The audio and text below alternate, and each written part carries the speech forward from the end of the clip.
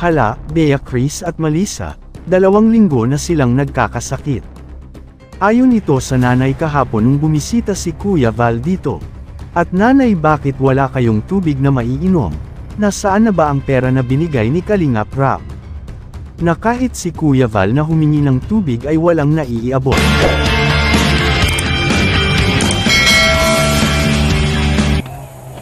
Anong lugar yung pinunta natin? Asdog. Ah, nakasama siya? Si tatay. Pinakita ko sa kanya yung lugar. Okay naman daw. Okay sa inyo yun, Nay? Yung nakita niyo lupa? Okay na po, ayun. Anong masasabi niyo, Nay? Kasi pinaplano na po namin na kayo ay pabahayan po. Hindi na makakalipat na po kayo sa bahay na ito. Salamat po sa tulong po ninyo sa amin. Kasi po mababahayan na po kami. Hindi na po. Hindi niya gusto? O gusto naman? Gusto niya naman po. Kasi Kaso? kanina pumunta ko sa school. Sabi ng teacher niya dapat daw bukas pumasok na. Oo, dapat pumasok na. Saka, Nay, parang ang dumi ng damit nila. Parang di pa sila... Hala, Bea Chris at Melissa, 2 linggo na silang nagkakasakit. Ayon ito sa nanay kahapon nung bumisita si Kuya Val dito. At nanay, bakit wala kayong tubig na maiinom? Nasaan na ba ang pera na binigay ni Kalingap Rap? Na kahit si Kuya Val na humingi ng tubig ay walang naiiabot. Kailangan pang kumuha sa kapitbahay, dahilan ay ang napag-alitan umano sila. Kaya hindi rin nagsasalita at hinaharap si Kuya Val. Nasaan na ang respeto nila, at dahil hindi sila sanay. Bakit kahit ang nanay ay wala talagang gana akipag-usap kay Kuya Val? Ito ang nangyari ngayon. Nanay ng Tres Marias ay hindi na rin nakakausap ng maayos. Buti naman na ano nila yun, At no? isang tao bukod sa nanay nila ang bukod tanging nakakausap ni Kuya Sana daw Val. noon pinatuloy nilang Nakikita pagpasok. sa bahay nila, Sabi ko multo sa o nanay aswang niyo yan. umaaligid umano kaya parang hindi sila normal. Sabing improvement. Nung Dito unang at vlog, siya yung nakaramdam si Kuya pinakamayayain Val eh. kahapon, at napag-alaman niya na may problema talaga ang So mamaya, Nay, magkakapatid na ito. babalik kami dito, ano? Parang wala na Kumustahin talaga po sila respeto, dahil nga sa hindi man lang hinarap si Kuya Val. Naiinis na rin pati si Kuya Val, kasi kahit anong gawin niya, ay ayaw pa rin lumabas ang tatlo. Ano kaya ang nakikita at nararamdaman ni Kuya Val na kakaiba? Samantala, nakakapanindig balahibo daw kasi kapag nasa paligid. Lalo na kung nakakaabot na ng gabi, ito ang gagawa natin ngayon ng reaction mga kababayan. Pero bago yan, nais ko sanay like ang video na ito. At Dahil dyan, nakita namin ang inyong dedikasyon sa pag-aaral. Kayong dalawa, tuloy-tuloy nyo lang yan. Si Chris, bakit di pumasok, Bea? Saga daw po. Bukas siya papasok. So, huwag kayong umiwas. Makipagkaibigan din kayo. Ano? Okay, Mahiya. Makipagkaibigan din kayo sa mga kaklase nyo. sanay patapusin nyo muna ang kabuuan ng video na ito hanggang dulo. Para inyong malalaman ang nilalaman nito, at isang mapagpalang araw mga kababayan. Lalo na sa ating ama na si Kuya Val Santos Matubang. Ate Edna Vlogs, Kalingap Rap, maraming salamat po.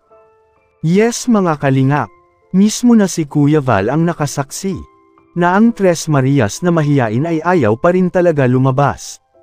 Na hindi malamang dahilan, nakapagtaka lang at bakit ganito sila.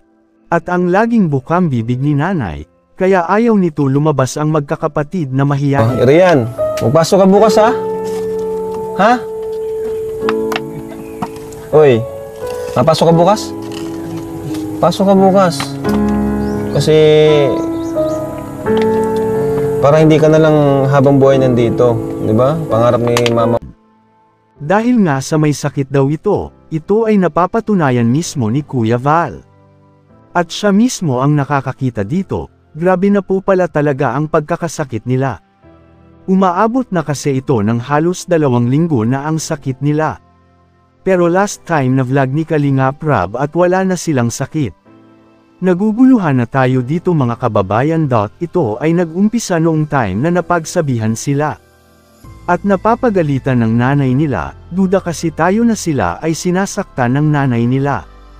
Kaya naman dito mismo sa bahay nila, kanya-kanya silang talukbong ng kumot noong maabotan ni Kuya Val. Napapatunayan talaga mismo ni Kuya Val na sadyang mahiyain talaga ang tatlo. Ni hindi nga niya ito nakakausap, kahit anino umano nila ay hindi niya nakikita. Dito nga sa pagharap niya kay nanay, at napag-alaman natin na para bang wala lang kay nanay ang pagpunta ni Kuya Val para mabisita at mabigyan ng ayuda o mga grocery na pangunahing pangangailangan ng bawat pamilya. Naging mahirap lang ang sitwasyon dahil si Kuya Val ay nahihirapan dito. Mismo kasi ang ina nila ay parang hindi nakikipag-cooperate. Kung ano ang pinakita niya kay Kalingap Rab, ay ganun din ang pinakita niyang asal sa tatay nito na si Kuya Val. Para bang wala siyang ganang kausapin ang mga ito. At kumakausap kanino, mahirap kasi sa sitwasyon na ganito. Dahil lahat ng tanong ni Kuya Val, ay iilan lang ang nasagot niya.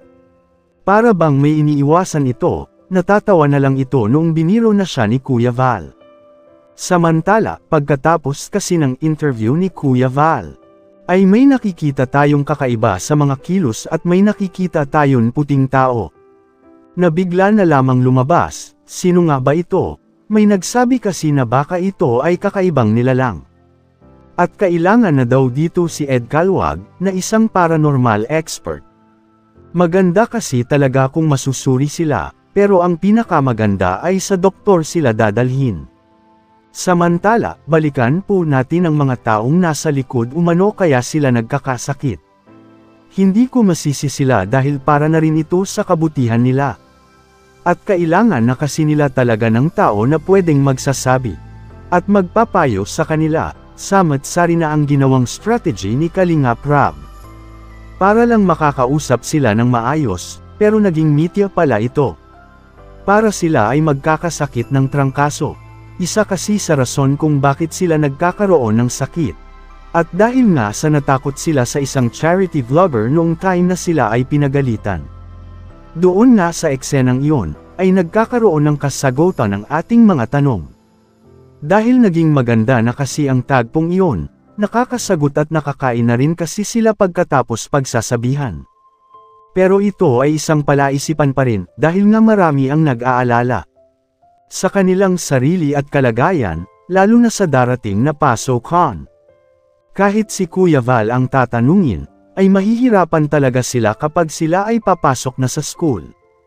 Lalo na at grade 3 pa lang pala sila sa ganoong edad. Baka kasi at mabubuli lang sila dito, kaya ang hirap talaga sa side ni Kuya Val. At Kalingap Rab, para at paano handle ang tatlong Tres Marias na mahiyain. Nararapat bang susukuan na lang o ituloy pa ni Kalingap Rab ang ginawa nila sa pagsusuporta ng tatlong Tres Marias, na tinuringan na zombie sisters, kayo mga Kalingap? Sana magbigay kayo ng inyong komento, reaksyon at suhestyon, para malaman namin ang inyong saloobin at damdamin, para may parating natin sa Kalingap team at magawa ng aksyon ang ganitong sitwasyon. Pero bago ko tapusin ay isang mapagpalang araw mga Kalingap, lalo na sa ating ama na si Kuya Val Santos Matubang, Ate Edna Vlogs, at Kalingap Rab. Maraming salamat po.